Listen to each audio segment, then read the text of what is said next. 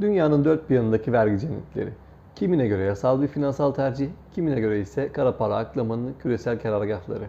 Vergi cenneti, düşük ya da sıfır vergi oranı sunan, banka gizliliği yüksek, şeffaflığı düşük olan ülke ya da bölgeler için kullanılan bir tabirdir.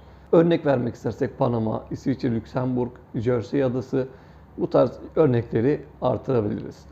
Kara para sahipleri bu ülkelerde açtıkları paravan şirketleri hem kimliklerini gizler hem de paranın kaynağını saklayabilir.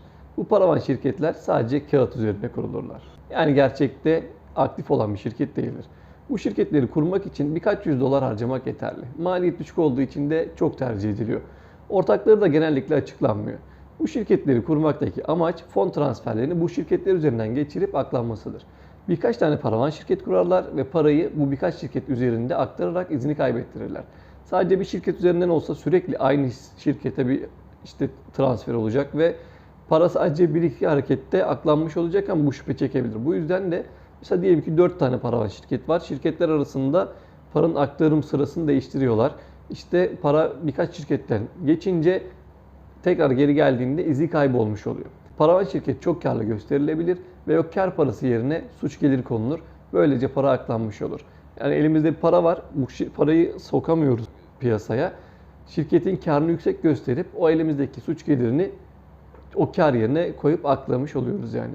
Bu ülkelerde vergi sıfıra yakın olduğundan yüksek karında bir maliyeti olmaz. Ki vergi olsa da buradaki amaç vergi kaçırmak değil. Para sisteme sokmak olduğu için gerekirse o vergi ödenir ama sisteme sokulmuş olur para ve yasal hale gelmiş olur. Yani amacına ulaşırlar.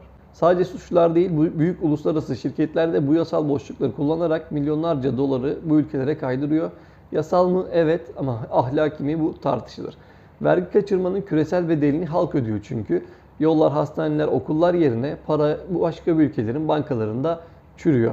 Dünya Bankası verilerine göre her yıl 500 milyar dolar gelişmekte olan ülkelerden vergi cennetlerine kaçıyor. Kara para sadece mafyanın değil, sistemin de bir suç ortağı olduğu bir oyundur ve vergi cennetleri bu oyunun en sessiz figüranlarıdır. Vergi cennetlerine giden para aslında senin geleceğinden çalınıyor olabilir. Videoyu beğendiysen like yapmayı, abone olmayı ve yorum yapmayı unutma. Yeni videoda görüşmek üzere.